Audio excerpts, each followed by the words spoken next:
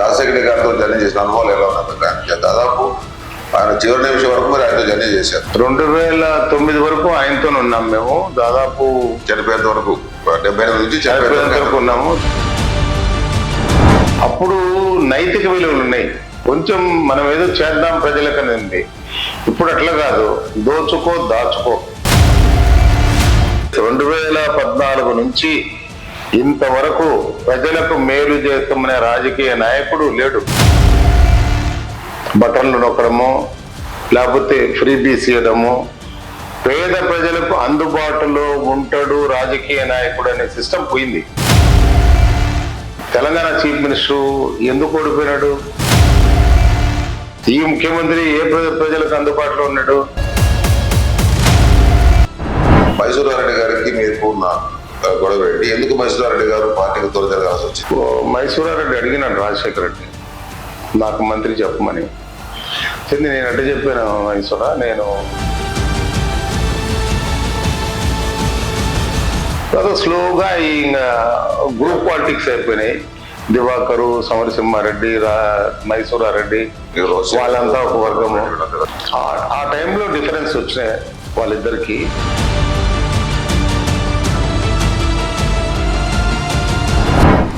గడ్డ రాయలసీమ అయితే ఈ ప్రాంతం బాగుపడుతుందేమో, ఈ ప్రాంతం పారిశ్రామికంగా వ్యవసాయంగా అభివృద్ధి చెందుతున్న ఒక వాదన పడుతుంది. ఇప్పుడు నా దృష్టిలో రాయలసీమ బాగుపడుతుంది నమ్మకం నాకు లేదు. ఇప్పుడు ఉన్న ప్రాజెక్టులు వస్తాయి, రాయలసీమ ప్రజలు బాగుపడతారు అనేది ఏముండదు. మైదుకూరులో జరిగిన పులయశెట్టి ఆరాధన సందర్భంలో అది మీకు అనుకోకుండా మేము మీదకి వచ్చిందా? అసలు ఏంటి పరిస్థితి? అంటే దానికి మైదుకూరు లిక్కర్ రాజుల తర్వాత పోర్ట్ఫోలియో మారడము,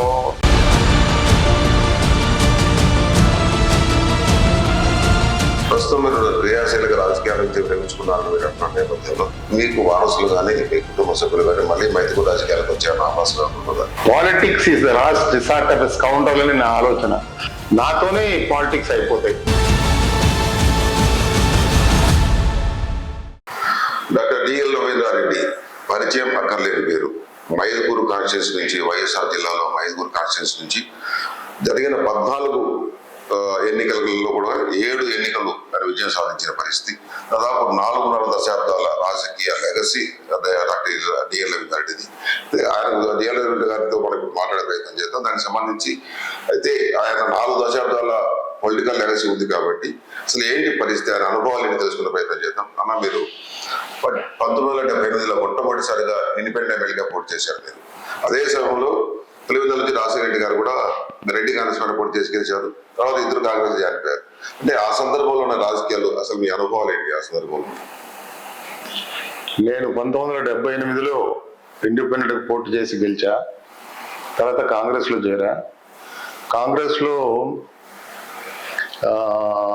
జిల్లా కాంగ్రెస్ అధ్యక్ష పదవి 2 సార్లు, APCC vice president, APCC general secretary, తర్వాత 8 సార్లు పోటీ చేసి ఎమ్మెల్యేగా 6 సార్లు గెలిచా. 3 సార్లు మంత్రిగా ఉన్నా. దాదాపు ముఖ్యమంత్రి తప్పితే అన్ని పోర్ట్ఫోలియోలు చేసిన నేను. అయితే 2014లో రాష్ట్ర విభజన జరిగినప్పుడు ఎందుకు నాకు మనసు ఒప్పలే. ఈ ట్రంకేటెడ్ ఆంధ్రప్రదేశ్ లో పోటీ చేయాలంటే మనసు ఒప్పలే. నేను కంబైన్డ్ స్టేట్ లో power and irrigation minister, revenue minister, తర్వాత హెల్త్ మినిస్టర్ 2 సార్లు ఉన్నాను. సో ఈ ట్రంకేటెడ్ ఆంధ్రప్రదేశ్ లో ఇష్టపడక నేను ఊరుకున్నాను. తర్వాత 2014-19లో తెలుగుదేశం ప్రభుత్వం అధికారంలోకి వచ్చింది. అప్పుడు సుధాకర్ యాదవ్ అనే అతను ఒక రిచ్ కాంట్రాక్టర్ని తీసుకొచ్చి పెట్టారు. సరే, నాకు ట్రెడిషనల్ గా రఘురామరెడ్డి కుటుంబంతో రాజకీయ వైరం ఉంది కాబట్టి 78లో రఘురామరెడ్డి నాయన పోటీ చేశాడు. 83లో వాళ్ళ బావమరిది పోటీ చేశాడు. 85 నుంచి అతనే పోటీ చేస్తున్నాడు. నేను సుధాకర్ యాదవ్ చేశా. అతని పర్ఫార్మెన్స్ కూడా ఏమంత బాగోలేదు. తర్వాత 2019లో జగన్మోహన్ రెడ్డి ఫోన్ చేసి మాట్లాడి, మా నాన్న కొల్లి మీరు రెడ్లంతా ఒకటి ఇద్దాము మనం అది ఇదని చెప్పినాడు. తర్వాత నియోజకవర్గంలో కూడా బేసిక్ గా రెడ్డి నియోజకవర్గము, నియోజకవర్గంలో కూడా అందరు రెడ్లు నా దగ్గరికి వచ్చి మనం ఇతరులు చేయాలా రఘురామరెడ్డి కన్నా మనకు కూడా టికెట్ వచ్చే అవకాశం ఉంది అని అంటే సరే అని చేసినాము. చేస్తే ఇతను కూడా is not up to the performance. So ఈ పరిస్థితుల్లో నేను నాకు కూడా ఎందుకో ఆలోచన వచ్చింది. ఎందుకంటే నేను ఈ నియోజకవర్గంలో ముఖ్యంగా దళితులు, బీసీ సామాజిక వర్గము వీళ్ళతో బాగా సన్నిహితంగా ఉంటాను నేను. అందుకోసమని వాళ్ళందరూ నా దగ్గరకు వచ్చి సార్ మీరు మీకోసం నిలబడినారు ఇంతకుముందు, ఇప్పుడు మా కోసం ఒకసారి నిలబడండి అని చెప్తే నేను ఒక పత్రికాధిపతిని కలిస్తే ఆయన అంత పెద్ద సుముఖంగా చెప్పలే. అది కాదండి, మీరు పోటీ చేస్తారు, మీరు కానీ చంద్రబాబు నాయుడు కానీ గెలుస్తారు, గెలిచి మీరు 5 సంవత్సరాల్లో ఏం ఇండస్ట్రీలు తెస్తారు, ఆ ఇండస్ట్రీలు స్టార్ట్ అయ్యేది ఎప్పుడు, డెవలప్ అయ్యేది, రాష్ట్రాన్ని డెవలప్ చేసేది. నాకు అప్పటికి ఆయన చాలా స్టేట్మెంట్లు కూడా ఇచ్చాడు.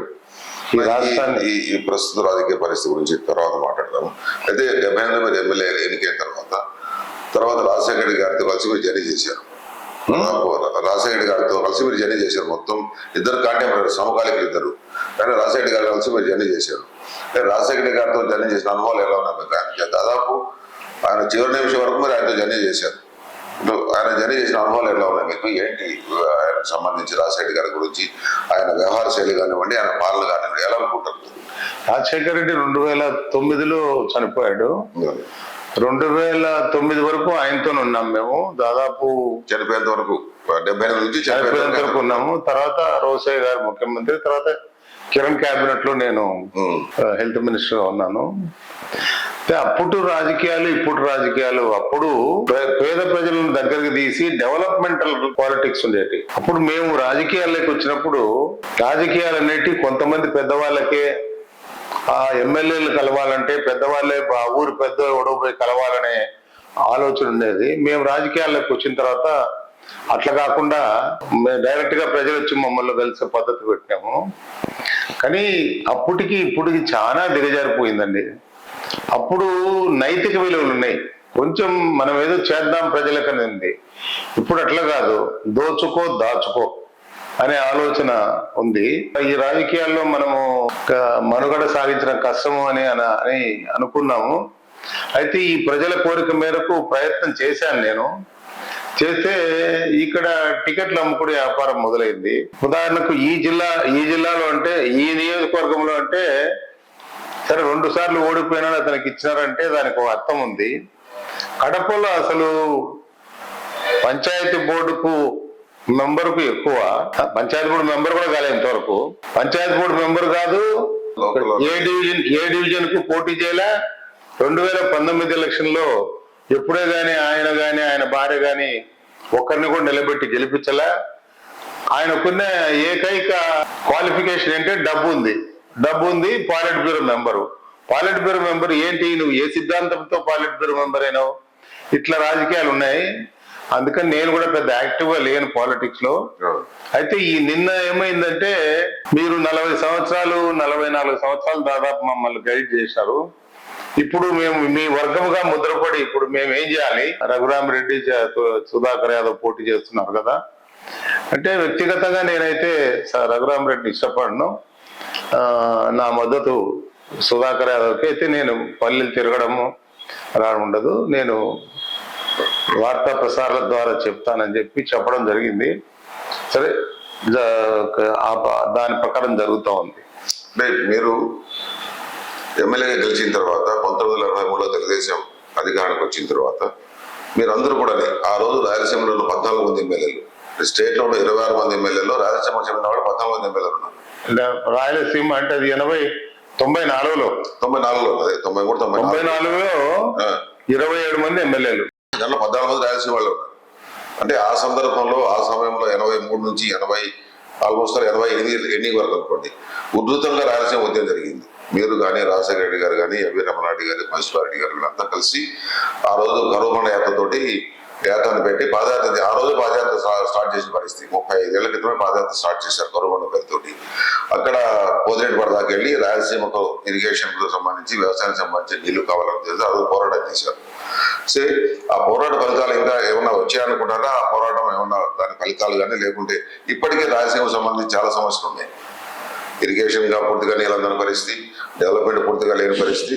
అంటే మీరేమనుకుంటారు దీనికి సంబంధించి? మీ పోరాటం ఆ రోజు చేసే ఫలితంగానే ఆ రోజు రామారావు గారు శ్రీరామకృష్ణయ్య గారితో ఒక వేసి, చీఫ్ ఇంజనీర్ దగ్గర సలహాదారు వేసి, అప్పుడున్న జిఎన్ఎస్ఎస్ కానివ్వండి, లేకపోతే హెచ్ఎన్ఎస్ఎస్ కానివ్వండి, ఇవన్నీ శంకుస్థాపన చేశారు అందరికి. అంటే ఈ రాజశేఖర రెడ్డి గారు తలపెట్టిన, మీరు క్యాబినెట్ లో ఉన్నారు, రాజశేఖర గారు తలపెట్టిన జలయజ్ఞం ఎంతవరకు సక్సెస్ అయిందనుకుంటున్నారు? రాయలసీమకు సంబంధించి ఇంకా సమస్యల పైన మీ ఉద్దేశం ఏంటి? జలయజ్ఞం ఆయన 2004లో మొదలు పెట్టాడు. అంతకుముందు రాయలసీమ ప్రాజెక్టులు సంపూర్ణ హక్కుల కోసం రకరకాలుగా 4 జిల్లాల నుంచి పాదయాత్రలు చేయడం జరిగింది. అవన్నీ దృష్టిలో పెట్టుకొని తన ముఖ్యమంత్రి అయిన తర్వాత, అంతకుముందు రామారావు గారు ఫౌండేషన్ ఇచ్చినారు కానీ ఏం జరగలే. గాలేరు నగరి, అంద్రినీవా, గండికోట జలాశయము, తెలుగు గంగ, అసంపూర్తిగానే తెలుగు గంగను ఆల్మోస్ట్ పూర్తి చేశాడు. ప్రాజెక్ట్ ఏమో తెలుగు గంగ అయింది కానీ, ప్రాజెక్ట్ పూర్తి అయింది కానీ కాలువలు లేవు. వీళ్ళు ఛానల్స్ ఇప్పటికీ లేవు. రిజర్వాయర్లేమో నీళ్లు ఉన్నాయి. గండికోట అంతే. గండికోట కూడా ఆయన టైంలో పూర్తి చేశారు కానీ నీళ్లు ఉన్నాయి కానీ కాలువలు లేవు. సో జలయజ్ఞము ఆయన మొదలు పెట్టింది 5 సంవత్సరాలు ఉన్నాడు ఆయన. ఏదైనా ఆయన 10 సంవత్సరాలు ఉండింటే డెఫినెట్ గా రాయలసీమ పిల్ల కాలువలతో సహా, పొలంలేకి కాలువతో సహా అన్ని చేసిండేవాడు. ఎందుకంటే తనకు పులివెందుల ప్రాంతం బాగా ఎక్స్పీరియన్స్ కాబట్టి చేసిండేవాడు. దురదృష్టవశాత్తు ఆయన చనిపోయినాడు. చనిపోయిన తర్వాత రోసయ్య గారికి అంత అవగాహన లేదు. తర్వాత కిరణ్ కుమార్ రెడ్డికి పూర్తి అవగాహన లేదు.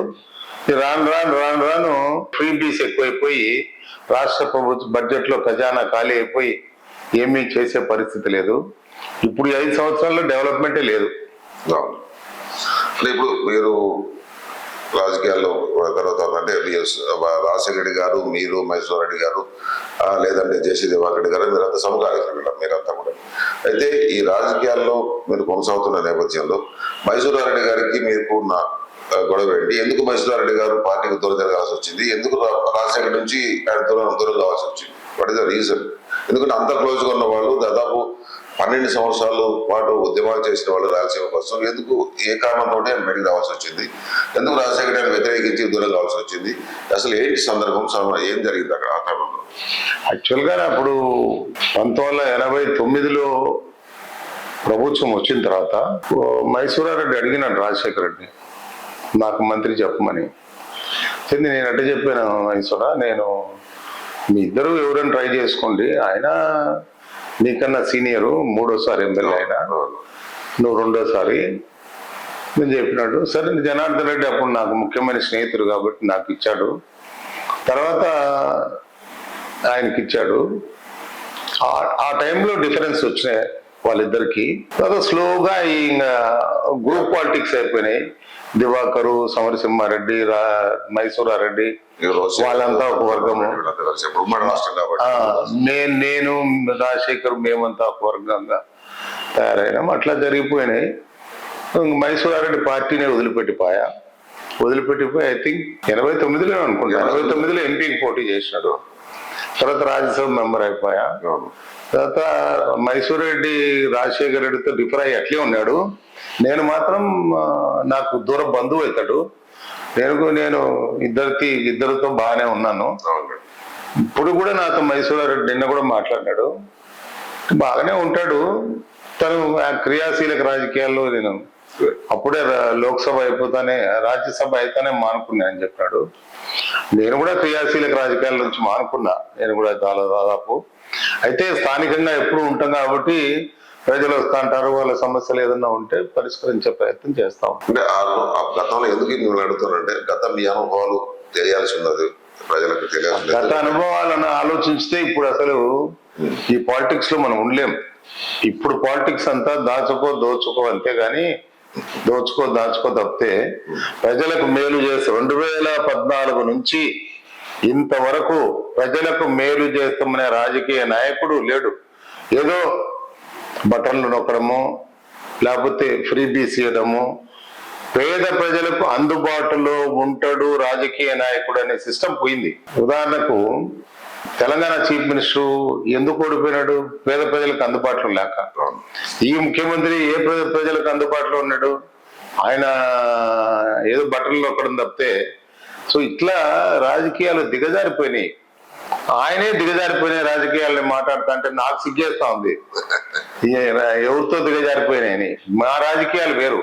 మా రాజకీయాలు ఎప్పుడు మా దగ్గరికి ఏ టైం అయినా కూడా ప్రజలు వచ్చేవాళ్ళు. మా హాస్పిటల్లో పనిందనో లేకపోతే ఇంకోటనో వచ్చేవాళ్ళు. ఇప్పుడు ఎవరు కలిసేదానికే లేదు. మరి ఈ 2014 నుంచి వచ్చిన అభ్యర్థులందరూ ఆ ఎలక్షన్ లో కనపడడం, వాళ్ళకున్న డబ్బును ఖర్చు పెట్టడం, పోవడం, అంత దురదృష్టకరమైన పరిస్థితి వచ్చింది. ఇప్పుడు మీ 44 సంవత్సరాల రాజకీయ జీవితంలో మీకు ఎక్కడ మచ్చలేదు. అయితే ఒకే ఒక సందర్భంలో మీరు ఇబ్బంది పడాల్సి వచ్చింది. మీ పోర్ట్ఫోలియో కూడా మారిన పరిస్థితి సందర్భం మీకు గుర్తుండి ఉంటుంది.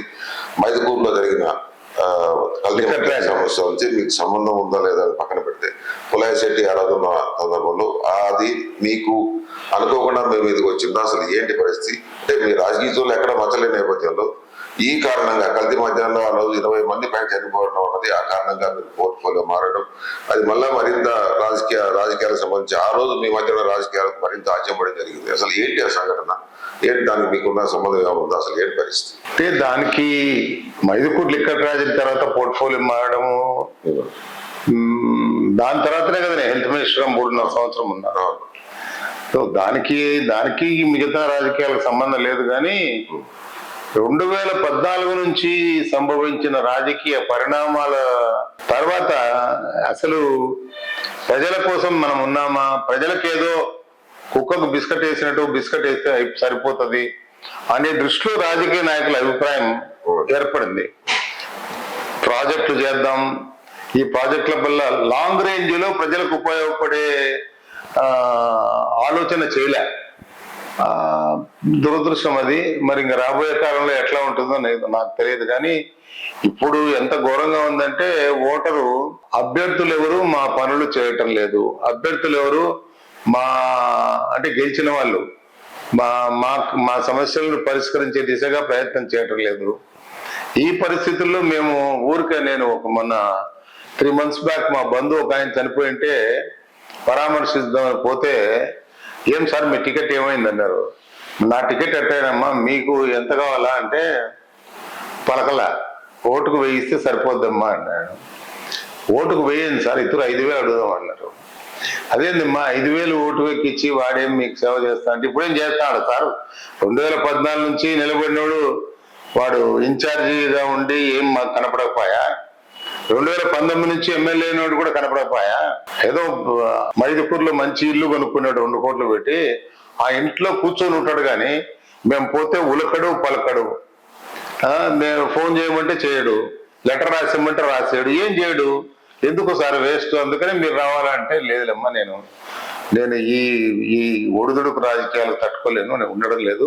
ఆల్రెడీ నేను 74 years క్రియాశీలక రాజకీయాలను తప్పుకుంటాను అని చెప్పేసినాం. అంటే ఇప్పుడు రాయలసీమకు సంబంధించి ఇటీవల కాలంలో చాలా కొంతకాలంగా రాష్ట్ర విభజన జరిగినప్పటి నుంచి అప్పుడు ఆ సందర్భంలో వచ్చిన గ్రేటర్ రాయలసీమ ఏదైతే వాదన వినపడుతుందో, ఇప్పుడు మీ సమకాలీకులు కానీ మహేశ్వరరెడ్డి గారు కానీ, లేకుంటే బైరెడ్డి రాజశేఖర్ లాంటి వాడు, లేకుంటే దశరెడ్డి లాంటి వాడు, దీనికి సంబంధించి గ్రేటర్ రాయలసీమ అయితే ఈ ప్రాంతం బాగుపడుతుందేమో, ఈ ప్రాంతం పారిశ్రామికంగా వ్యవసాయకంగా అభివృద్ధి చెందుతున్న ఒక వాదన ఏర్పడుతుంది.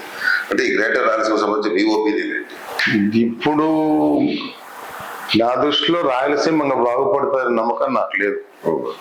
యాక్చువల్ గా నేను ఆశావాదిని ఒకప్పుడు, ఇప్పుడు నిరాశావాదిని అయిపోయినా. ఎందుకంటే ఒకసారి మీరు లుక్ అట్ పోలవరం, చంద్రబాబు నాయుడు ముఖ్యమంత్రిగా ఉన్నప్పుడు పోలవరాన్ని సోమవారంగా చేసుకొని ప్రతి సోమవారం రివ్యూ చేస్తా అన్నాడు. సంతోషం అనిపించింది నాకు. పోలవరం వస్తే అక్కడ ఆ ప్రాజెక్ట్ తయారైతే ఆ నీరు సాగర్కు దాంట్లో డైవర్ట్ చేసుకుంటే మనకు శ్రీశైలంలో సఫిషియెంట్ నీళ్లు ఉంటాయి, రాయలసీమకు ఎటువంటి ఇబ్బంది ఉండదు అనుకున్నా. కానీ ఎవడు నిజాన్ని నీతిని నిజాయితీని ఒప్పుకోరు. రాజశేఖర్ రెడ్డి పోలవరం ఫౌండేషన్ పోయేటప్పుడు ఒక కాంట్రాక్టర్, అంటే నేను ఇరిగేషన్ మినిస్టర్ ఉన్నప్పుడు పోలవరం ప్రాజెక్టే లేదు,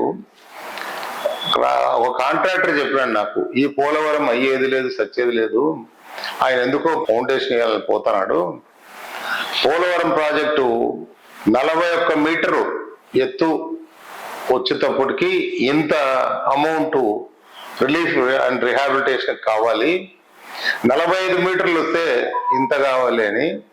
తర్వాత కాంగ్రెస్ ప్రభుత్వంలో రైతులకు ఇచ్చే నష్టపరిహారం పెంచడం వలన చట్టం చేసి పెంచారు పార్లమెంట్ లో. దానివల్ల మళ్ళా ఆ పెద్ద మనిషే చెప్పినాడు ఇంకా పోలవరం మర్చిపోండి అని. అంటే పోలవరం మల్టీపర్పస్ ప్రాజెక్ట్ గా మర్చిపోండి అని. రిజర్వాయర్ గా ఉంటది, అందుకని ఏం చేశారంటే వీళ్ళు కాపర్ డ్యామ్ ఒకటి కట్టేసి నీళ్ళు నిల్వ చేసుకొని దాని నుంచి లిఫ్ట్ చేసుకొని ఏదో ప్రయత్నం చేస్తున్నారు. కానీ ఇప్పుడు నా దృష్టిలో అయితే ఇప్పుడు చెప్పే కాంగ్రెస్ ప్రభుత్వం కానీ, తెలుగుదేశం ప్రభుత్వం కానీ, వైఎస్ఆర్ ప్రభుత్వం కానీ పోలవరాన్ని గురించి దాని గురించి ఎవ్వరూ ఆలోచించట్లే. కాబట్టి ఇప్పుడు ఇంకా ప్రాజెక్టులు వస్తాయి, రాయలసీమ ప్రజలు బాగుపడతారు అనేది ఏముండదు. గతంలో వచ్చిన ప్రాజెక్టుల వల్ల బతకాల్సింది తప్పితే ఇంకా ప్రాజెక్టులు ఏమి రావు. ఏ నీటి వనరులు పైకి బయటపడే ప్రశ్నే లేదు. అంటే పారిశ్రామికంగా కూడా అభివృద్ధి పరిస్థితి లేనప్పుడు అంటే వీళ్ళు మనం మీ సమకాలికులు కానీ మహేశ్వర రెడ్డి గారు మీద వీళ్ళు వాదిస్తున్నట్టు గ్రేటర్ రాయలసీమ పోతే పరిస్థితి ఎలా ఉంటుంది? గ్రేటర్ రాయలసీమ పొలిటికల్ గా మనం మాట్లాడచ్చు కానీ బట్ ఫైనాన్షియల్ గా వయబుల్ కాదు. ఓకే, ఇప్పుడు 13 జిల్లాలే వయబుల్ గా లేవు. 13 జిల్లాల్లో వచ్చే ఆదాయమే వయబుల్ లేవు. తెలంగాణ సపరేట్ అయిన తర్వాత మనము అనాథలు అయిపోయాం. తెలంగాణలో హైదరాబాద్ లో మొత్తం కేంద్రీకృతించబడే వల్ల బడ్జెట్ అంతా అక్కడికే పోయింది. ఇప్పుడు కష్టం, survival is very difficult. Greater రాయలసీమకు నేను వ్యతిరేకం. సరే, ప్రస్తుత రాజకీయాలకు వస్తాయి, ప్రస్తుత పాలనకు సంబంధించినవి వస్తాయి. గత కొంతకాలం మనం చూస్తున్నాం 2014 నుంచి కానీ అంత ముందు కానీ అంటే సంక్షేమ పథకాలు అన్నది అది అవసరాన్ని బట్టి ఆ రోజు నాయకులు నిర్ణయించారు. రామారావు గారు కానీ లేకుంటే రాజశేఖర రెడ్డి గారు కానీ అప్పుడున్న అవసరాలు ఏది అవసరమో అదే చేశారో. ఆ రోజు ఆరోగ్యశ్రీ కానివ్వండి, ఫీజు రియంబర్స్మెంట్ ఏది అవసరం అనుకుంటే ఆ రోజు చేసిన పరిస్థితి. కానీ ఈ రోజు వచ్చేటప్పటికి ఉచితాలు అన్నది సెంట్రల్ గవర్నమెంట్ కానివ్వండి, రాష్ట్ర ప్రభుత్వాలు కానివ్వండి, ఈ ఉచితాల పైన ఏమనుకుంటున్నారు, అసలు ఏ విధంగా అర్థం చేస్తారు ఉచితాలని, ఏ విధంగా అది ఇదవుతుంది, అది ఏ విధంగా ఆర్థిక వ్యవస్థను బలోపేతం చేస్తుందో దెబ్బతీస్తుందో? ఉచితాల వల్ల ఇప్పుడు ప్రాబ్లం ఎక్కడొచ్చిందంటే ఆ ఉచితాలు సంక్షేమం ఉండాలి, అంటే ఉచితాలంటే సంక్షేమమే, సంక్షేమం ఉండాలి. కానీ సంక్షేమము మరీ బియాండ్ ఏ పాయింట్ పోయింది. అభివృద్ధిని పూర్తిగా పక్కన పడేశారు. రోడ్లు కానీ ప్రాజెక్ట్ గేట్లు తయారు చేయలేకపోయి కొట్టుకోపోయిన సందర్భాలు ఉన్నాయి. రాజకీయ స్వార్థం కోసం ఇసుక కోసము అన్నమయ్య డ్యాము, పింఛా డ్యాము కొట్టుకుపోతానే ఆ నీళ్లు వచ్చి అన్నమయ్యలో పడతాయి. అన్నమయ్యలో పడతాయని తెలిసి కూడా అన్నమయ్య గేట్లు ఓపెన్ చేయలే, వదిలేసినారు. ఎందుకు? కింద అప్పటి రాజకీయ నాయకులు ఇసుక వ్యాపారం చేసుకుంటున్నారు. ఇట్లా రాజకీయ స్వార్థం విపరీతంగా పెరిగిపోయింది.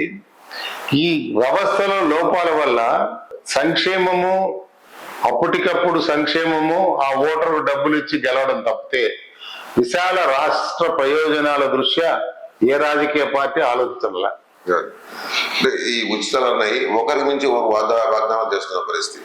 నిన్నటి వరకు జగన్మోహన్ రెడ్డి గారిని తిట్టిన చంద్రబాబు నాయుడు గారు ఇప్పుడు మేము అధికారంలోకి వస్తే ఉచిత బస్సు ప్రయాణం ఇంకా అలా హామీ ఇచ్చేస్తాం, అలాగే వాలంటీర్లకు 10,000 ఇస్తాం, వికలాంగులకు 4,000 మెన్షన్ చేస్తాం. అది ఇది ఎంతవరకు వెళ్తుంది?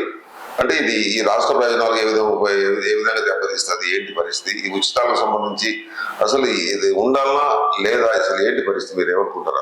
ఒక అనుభవజ్ఞుడిగా మీరు ఏమనుకుంటారు? ఉచితాలు ఉండాలా, ఎంతవరకు ఉండాలా? కొంతవరకు ఉండాలా. రాష్ట్ర అభివృద్ధిని దెబ్బతీసే విధంగా ఉచితాలు ఉండకూడదు. దాని మీదనే సుప్రీంకోర్టులో ఒక ఎవడో ఉపాధ్యాయ పిల్లు వేసినారు. దాని మీద సుప్రీంకోర్టు సీరియస్ వ్యూ తీసుకుంది. అది ఎప్పుడో విన్న తర్వాత ఐ థింక్ ఎలక్ట్రల్ బాండ్స్ సంబంధించిన జడ్జిమెంట్ లాంటి జడ్జిమెంటే ఒకటి వస్తుందని ఆశిస్తున్నా. ఫ్యూచర్ బాగుంటుందని ఆశిద్దాం. ఊరికేదో మహిళలకు రిజర్వేషన్ పెట్టామో తప్పది. ఇంకా ఘోరమైన ఆర్ఎస్ నువ్వు ఫాలో అవుతానో లేదో నేషనల్ పాలిటిక్స్, కానీ నాకైతే అసహ్యం వేస్తుంది బీజేపీ గవర్నమెంట్ చూసి. ఇప్పుడు ఎలక్షన్ కమిషనర్స్ ను chief justice, prime minister, leader of opposition కూర్చొని సెలెక్ట్ చేయాల. దాన్ని తీసేసి ఇప్పుడు prime minister, leader of opposition, cabinet లో ఒక మంత్రి పెట్టినారు. తర్వాత prevention of money laundering, PMLA అనేది ఈ పొద్దు కాదు, ఎప్పటి నుంచో ఉంది. అంటే అప్పుడు పిఎంఎల్ఏ పేరు కన్నా ఫారిన్ ఎక్స్చేంజ్ వైలేషన్ ఏదో ఉంది, ఫెరా. ఆ ఫెరా తీసేసి పిఎంఎల్ఏ పెట్టారు. అంటే పిఎంఎల్ఏ పెట్టింది కూడా కాంగ్రెస్ ప్రభుత్వంలోనే. ఇప్పుడు పిఎంఎల్ఏ ఏముంది, ఊరికే నోటి మాటతో నేను ఆర్ఎస్ కి ఇంత డబ్బులు ఇచ్చినారంటే వాళ్ళు వచ్చి నీ ఇంట్లో సెర్చ్ చేయొచ్చు. అట్లా పార్లమెంట్ లో చట్టం చేసినారు. ఆ చట్టాన్ని సుప్రీంకోర్టు 3 జడ్జిలు ఒప్పుకున్నారు. తర్వాత ఈ విస్తృతంగా ఈ రైడ్స్ జరగడం వల్ల ఇండియా బ్లాక్, అంటే ఈ ప్రతిపక్షాలన్నీ పోయి సుప్రీంకోర్టులో అప్రోచ్ అయితే లార్జర్ కాన్స్టిట్యూషనల్ బెంచ్ కి రెఫర్ చేసినాడు చీఫ్ జస్టిస్. ఎలక్ట్రల్ బాండ్స్ ఏంటి అండేది, దోపిడీ తప్పితే. ఎలక్ట్రల్ బాండ్స్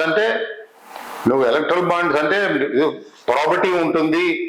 ఆ ప్రాపర్టీ వల్ల రాజకీయ పార్టీలకు వ్యక్తులు ఇచ్చే గాని సంస్థలు ఇచ్చేటి గాని బాగా ఉంటుంది అనే కాన్సెప్ట్ తోనే ఆ చట్టం తెచ్చినారని అనుకున్నారు. కానీ ఇందులో ఇంత నీచంగా, ఉదాహరణకు అదే అరవింద్ కేజ్రీవాల్ హైకోర్టులో ఆర్గ్యూ చేసినట్టు శరత్ చంద్రారెడ్డి ఢిల్లీ లిక్కర్ స్కామ్ లో అరెస్ట్ అయినాక 50 కోట్లు లిక్కర్ బాండ్ ఇస్తే అప్పుడు బెయిల్ వచ్చింది ఆయనకు. ఇవాళ హిందూ చూస్తే నేను ఆశ్చర్యపోయినా, పూర్తిగా చదవాలి రాత్రికి. ఇంకా ఆ జడ్జిమెంట్ వచ్చిన తర్వాత కూడా ఇంకా 137 కోట్లు ఎలక్ట్రల్ బాండ్స్ బీఆర్ఎస్ కొంత ఇచ్చినారు. సో డబ్బుల్లోనికి ఏ రాజకీయ పార్టీ అధికారంలోకి వచ్చేది కాదు ఇంపార్టెంట్. ఉదాహరణకు ఈ మధ్య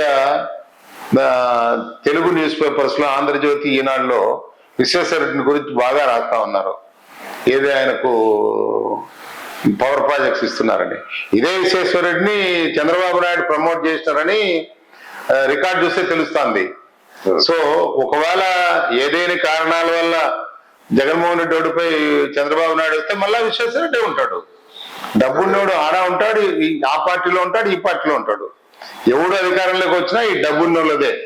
వాళ్ళే డొనేషన్స్ ఇస్తారు, వాళ్ళే. ఇప్పుడు ఎలక్ట్రల్ బాండ్స్ నాకు ఆశ్చర్యం వేసింది ఏంటంటే, ఈ ఫ్యాసిస్ట్ జయప్రకాష్ ఆయన నా మద్దతు కూటమికే అన్నాడు. నీకు అంటే నువ్వు కులం కాబట్టి కూటమికి అంటావు. నువ్వు ఎలక్ట్రల్ బాండ్ సపోర్ట్ చేస్తావు. నువ్వు ఎలక్ట్రల్ బాండ్ జడ్జిమెంట్ తప్పు అంటావు.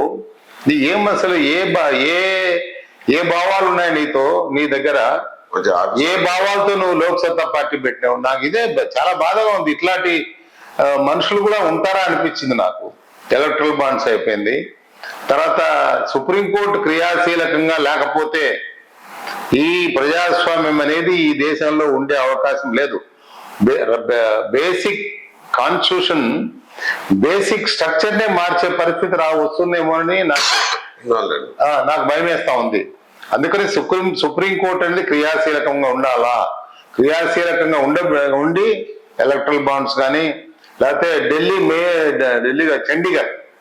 చండీగఢ్ మేయర్ ఎలక్షన్ ఏమైంది?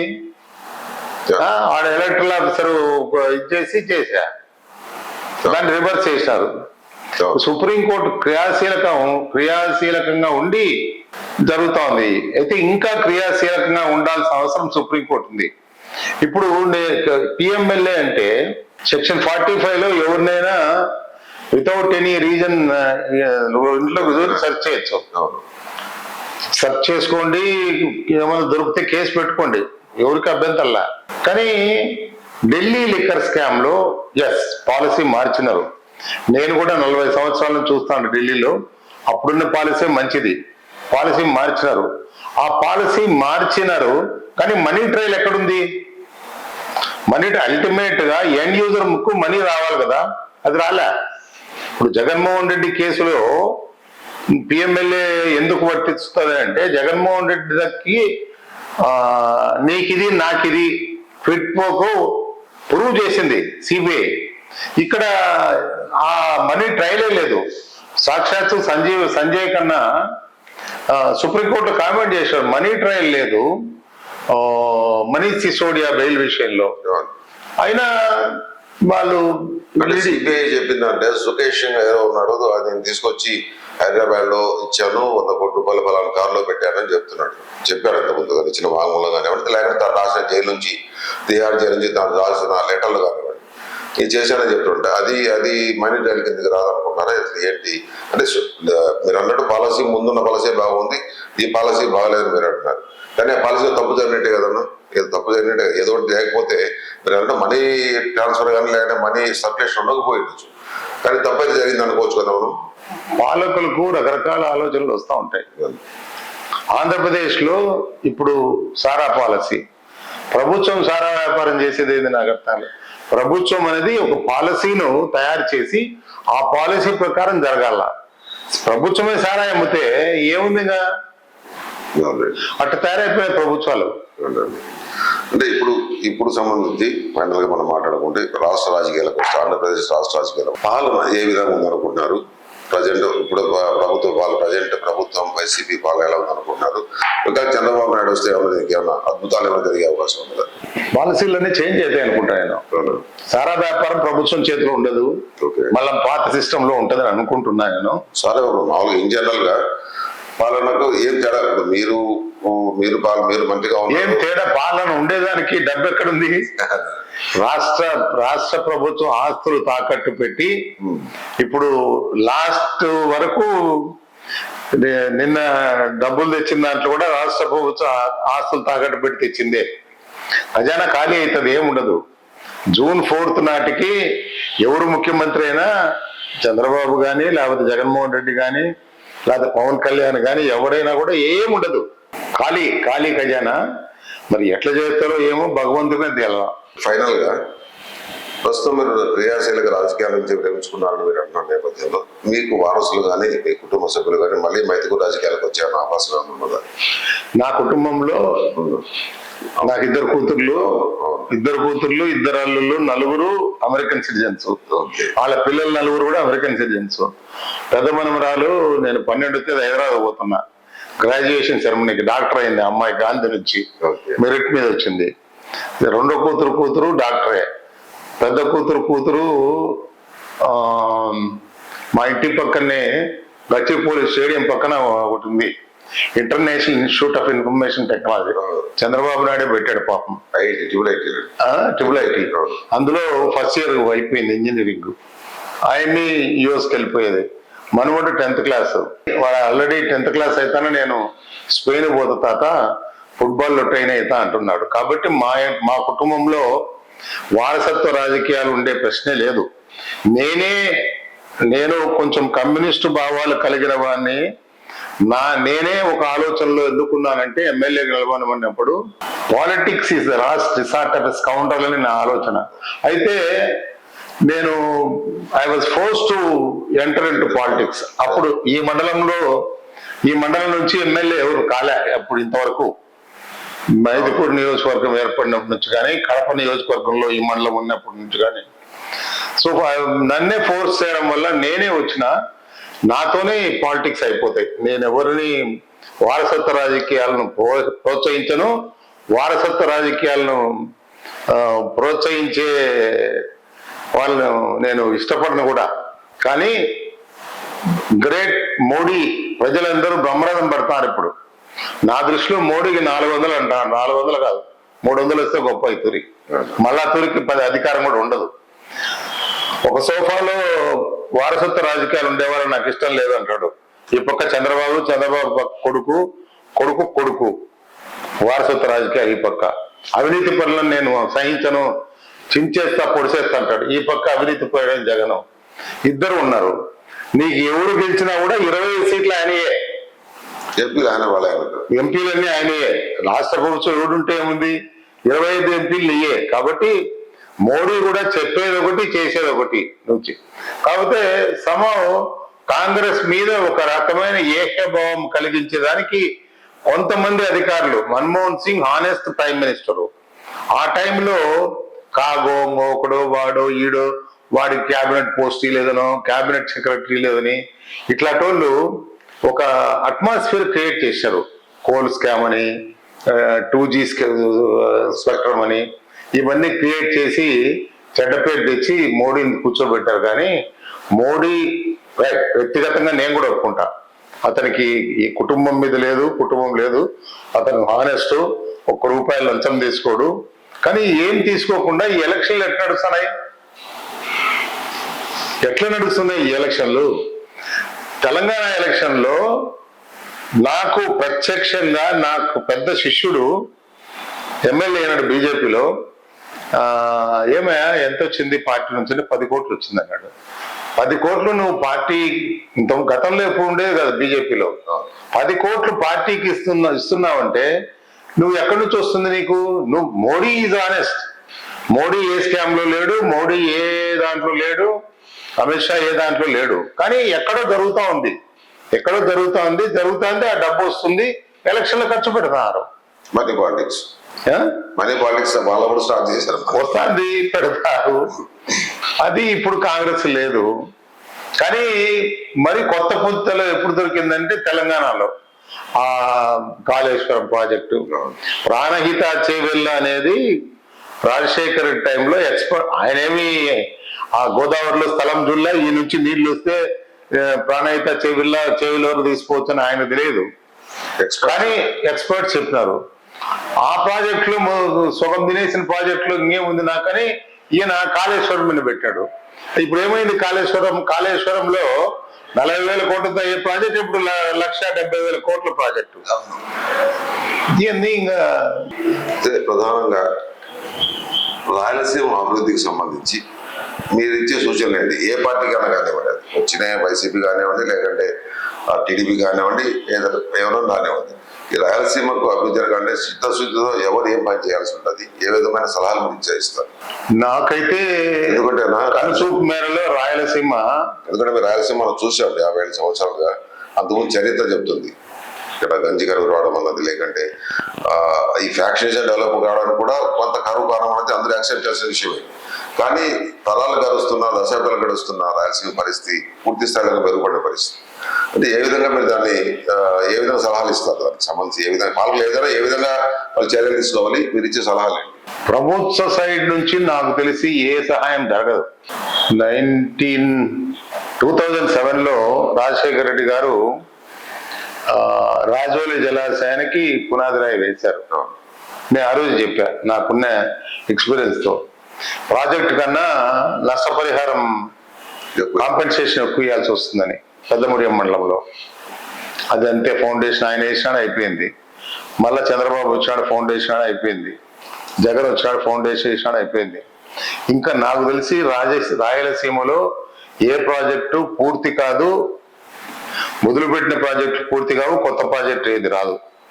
సమృద్ధిగా వాతావరణ పరిస్థితులకు అనుగుణంగా వర్షాలు పడి సమృద్ధిగా నీళ్లుంటే రైతులు ఆ బావుర్లలో బోర్లలోనూ ఉంటేనో లేకపోతే చెరువుల్లో ఉంటేనో దాంతో పండించుకొని బతకాల్సింది తప్పితే ఈ ప్రభుత్వాలు చేసేది ఏమీ లేదు. ఏమీ అసలు ఇంట్లో కూర్చోబెట్టి లెక్కిస్తారంతే. ఇప్పుడు ఈ ప్రాంతానికి సంబంధించి రైతుల పరిస్థితి మరీ దారుణమైన పరిస్థితి. ఎందుకంటే వాస్తవం మాట్లాడుకుంటే మన సంక్షేమ పథకాలు మీరు అన్నట్టు ఎవరు వ్యతిరేక సంక్షేమాలకి, సరే ఈ సంక్షేమ పథకాల కారణంగా లేదంటే ఇప్పుడు జరుగుతున్న ఉపాధి పనుల కారణంగానే కానివ్వండి, ఏదైనా కానీ రాయలసీమ కూడా కాదు, చాలా ప్రాంతాల్లో, ఈ మెట్ట ప్రాంతాల్లో చాలా ప్రాంతాల్లో కూలీ దొరకని పరిస్థితి. ఎందుకంటే పంట పెడితే కూలీ చేయాలి, ఇంట్లో సొంత మనిషి ఉంటే దాన్ని వ్యవసాయం చేసుకోవాలంటే దాన్ని పంట తీసుకునే పరిస్థితి ఉన్నది. కానీ ఈరోజు కూలీ 600 వేయాల్సి వస్తుంది రైతు. చాలా కాలంగా కూడా దీనికి సంబంధించి రైతాంగానికి సంబంధించి ఒక వాదన అయితే బలంగా కనపడతా ఉంది.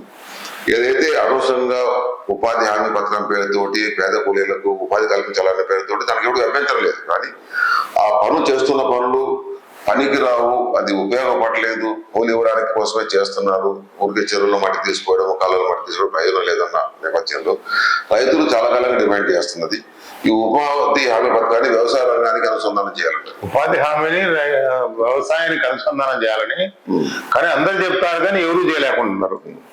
ఇప్పుడు ఈ ప్రభుత్వం ఏం చేసిందంటే ఉపాధి హామీ నుంచి బడ్జెట్ తగ్గించింది. ఉపాధి హామీలో ఉండాలా, రైట్ టు వర్క్ అనేది ఉండాలా, కానీ దానివల్ల ఒక ఆస్తి క్రియేట్ కాబడాలా. ఇప్పుడు ప్రభుత్వాలు అప్పు చేయకుండా ఏ ఉండలేవు. ఇప్పుడు అప్పు చేస్తారు, లక్షల కోట్లు అప్పు చేస్తారు. ఆ లక్షల కోట్లు అప్పు చేసేది ప్రభుత్వ ఆస్తి ఏదైనా క్రియేట్ చేయాలా. గతంలో రిజర్వ్ బ్యాంక్ ఏం చెప్పేదంటే, రిజర్వ్ బ్యాంక్ ఇప్పుడు అన్ని పోయినాయి, ఎవడు పట్టించుకోవడంలా, 60% అది budget should be spend. First మనకు స్వాతంత్రం వచ్చినప్పుడు రిజర్వ్ బ్యాంక్ గైడ్ లైన్స్ ప్రకారము 60% క్యాపిటల్ వర్క్స్ మీద ఉండాలా, అభివృద్ధి పథకాల మీద ఉండాలా. తర్వాత దాన్ని 40కి తగ్గించారు. ఇప్పుడు అసలు లేదు. ఇప్పుడు మనకు వచ్చే బడ్జెట్ లో ₹1 లేదు. ఇప్పుడు జగన్మోహన్ రెడ్డి అదేమి బతుకమ్మ అమ్మఒడే తల్లి ఒడే ఏదో అమ్మఒడి ఒకరికే ఇలాగా చేతులు ఎత్తేసాడు. ఒకసారి మధ్యలో ఈయన ఇంట్లో ఎంతమంది ఉంటే అందరికి ఇస్తామంటాడు. ఎక్కడ చేస్తారో, ఏం చేస్తారో, ఏమైతాయో ఈ రాష్ట్రాలు, ఈ ప్రజలు ఏమవుతారో. తెలంగాణలో కూడా నేను బాగా క్లోజ్ గా అబ్జర్వ్ చేస్తా. హైదరాబాద్ లో నా కూతురు ఉండరు కాబట్టి మొన్నటి వరకు ఒక రకంగా ఉండింది. ఇప్పుడు వాళ్ళు కూడా చేతులు ఎత్తేసే పరిస్థితి. రుణమాఫీ అన్నారు, చేయలేకున్నారు. ఇప్పుడు లేదు, డబ్బు లేదు. ఇప్పుడేదో ఈ రాష్ట్రంలో పాపం రైతులు జగన్మోహన్ రెడ్డి రుణమాఫీ చేస్తాడని ఎదురు చూస్తా ఉన్నారు. ఇప్పుడే ఆర్థిక వ్యవస్థ అంత మాత్రం ఉన్న నేపథ్యంలో మరి the future of Andhra Pradesh is bleak. The future of Andhra Pradesh is bleak. కనుచూపు మేరలో ఎక్కడ కూడా ఆంధ్రప్రదేశ్ అన్ని రంగాల్లో డెవలప్ అవుతుందని నమ్మకం నాకు లేదు. Thank you very much. చాలా కాలం కదా జరిగింది. Please do subscribe to Telugu Rajyam channel. Please do subscribe to Telugu Rajyam channel. Please do subscribe to Telugu Rajyam channel. Hi అండి, నేను మీ ఆర్పీని, నెల్లూరు పెద్దారెడ్డి చేపల పులుసు ఓనర్ని. మీరు తెలుగు రాజ్యం అనే ఈ యూట్యూబ్ ఛానల్ సబ్స్క్రైబ్ చేసుకుని మంచి వీడియోలతో వస్తారు. Thank you so much. Hi people, I'm Sonakshi Verma and you please watch Telugu Rajyam and please subscribe to the channel.